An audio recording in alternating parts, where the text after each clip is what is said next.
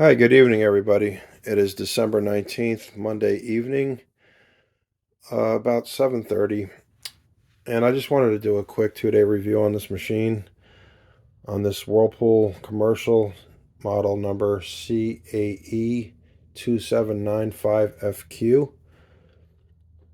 And let's do a quick the control panel commercial washer heavy duty series. These are its cycles. And quite frankly, we've all been used to like duped up machines with like, 15 cycle selections that most people will never use. Um, Old school machines had normal permanent press and delicate. My mother's 63 Kenmore 600 had it with 3 water levels and I think 5 water temperatures it had on it. And that was plenty. This has got 5 temps on it too, but it's all cold rinsing. With these cycles here, you can get a straight hot wash. I don't know about the normal eco. I haven't done a hot wash in it yet. I don't think I did anyway. But I'm not surprised if that would temper the water there. But that does use a very low water level. You guys seen it in my videos, and if you haven't, I'm just letting you know. And the rinse level is even lower. That cycle I would simply use for just, you got a very small load of clothes. That would be fine for that. Uh, some casual stuff. Maybe good for tenderizing stiff jeans, but how stiff are jeans anymore? It's a good selection, I think, for what this is, because this is a non-residential washer. So this is meant for, like apartment buildings or dorm rooms or whatever, like salons, things like that, uh, where a coin box isn't used. So, and that's, as you can see here, it's the only difference is that they don't have the coin box on this. And I think if it did have the coin box, you get even less cycles. I think it's like 3 cycles or something. I think in a laundromat setting it might be. I'm not sure about that, but I've seen it on some of their commercial machines. But anyway, the porcelain top and lid, I just wanted a porcelain top and lid. I thought that was great that they still used it. It's more than just aesthetics. It serves a purpose for, it keeps the tops looking newer. It can withstand scratching better, and it prohibits rusting for these machines. It all depends to the quality that they've put on here. It's definitely, I could see it that it's definitely not the quality of old, but it's for today. It's good. We'll see how well that holds up. The cabinet is sturdier than my 4616. You can feel the difference immediately. It's evident. It's a little heavier too.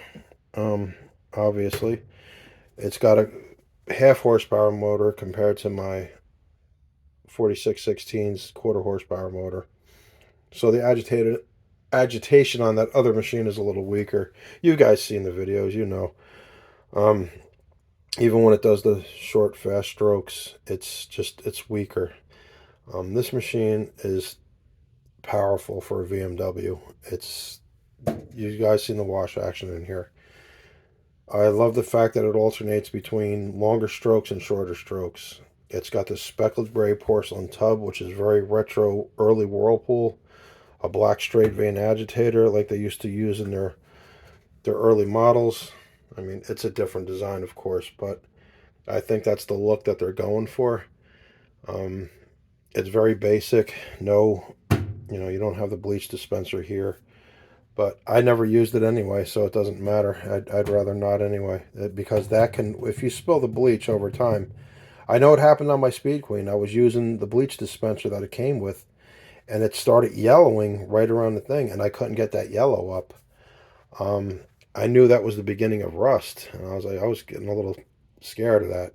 So I decided after that I'm not going to use any of these dispensers for bleach anymore, regardless if this has a porcelain top or not.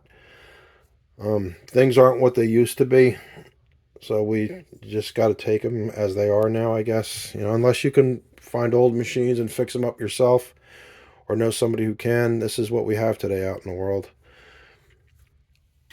I would recommend this machine to anybody who just wants quick cycle times, good wash action. That's really what it's for. There's no nonsense. This is a no nonsense washer. It doesn't mess around with the fill times. It's you press the button, it starts filling. It drains, it immediately goes into spin. It doesn't wait around. It does what it needs to do. Um, Bulky, I'm not sure if when it did the 4 spray rinses, if that is part of the protocol of the cycle regularly, or if it did it because there was an oversuds condition on my machine because I had a pretty major suds lock on that machine when I used it. It would be cool if it does that on all the cycles. I'll have to test it. I'll have to put a little bit too much soap in, and we'll see how that goes. Anyway, I'm very happy with the machine. I like it. It does what it needs to do. The tub is not the size of my other machine, but it's not too much smaller either. I can see it's a good sized tub. I was trying to fit my comforter in here before just to see if I can get it in, and it's actually sat in here comfortably. So that's good. It can handle a. Let me see. Hey, baby girl, what you doing, huh? Here's my old comforter, my blue one, but that thing's got so much of the stuffing out of it. This one here, it's not really heavily, it's not very fluffy, so it can handle it. The queen size, I wouldn't even think about. The other machine struggled with that. I wouldn't even dare put it in here. But yeah, for everything else, this machine does very well. You can see right here how basic it is. That's it. Hit start, load it up, add your detergent, load this thing up, pick your cycle, hit start, and go. That's it. In about a half hour, your machine will be done, just like the old school ones. So there you go, guys. And I chose this over the Maytag. I don't know. I like the more old school look of this machine, and it has the one piece porcelain tub as opposed to that stainless steel and plastic bottom. I don't know. I was always a little iffy about that. I had it in my early Maytag Bravos X. I don't know. It's there were just certain things. I think for what Maytag is, well, it's actually Whirlpool. Um, but what they're charging for their machine, which is very close to this, they're roughly the same price depending on where you're shopping, and they don't even put a porcelain top and lid on that Maytag. That's a shame. Anyway, so there it is. It's today in today's market, if I had to buy another top loading washing machine that was close to old school that I grew up with, it would either be this Maytag commercial, the MVWP 575. What is it? GW, and the one they sell at Lowe's is the 576 KW, I believe. And you got to be careful with that too, because I think Lowe's only gives you the standard warranty. I think there's a 1 year parts and labor, and I think if you get it at a mom and pop shop, you get the 5 year parts and labor. But I think you're gonna pay more. That's why. So you'll probably pay more at at an independent retailer, but check prices.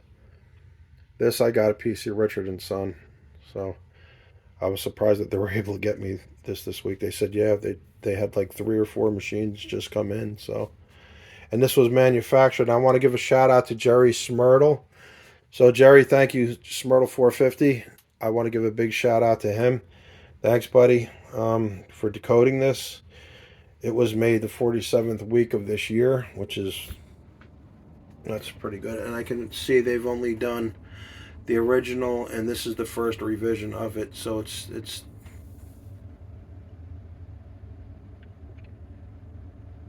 I don't know what they changed with the one, but it's a good machine. It works well. I like it. And it's about as close to old school as I'm going to get in the modern day. So there it is, guys. With Christmas coming up, we need to remember that Jesus died for our sins, was buried, and rose again. For God so loved the world, he gave his only begotten Son, that whosoever should believe on him should not perish, but have everlasting life. God didn't send his Son into the world to condemn the world, but that the world through him might be saved.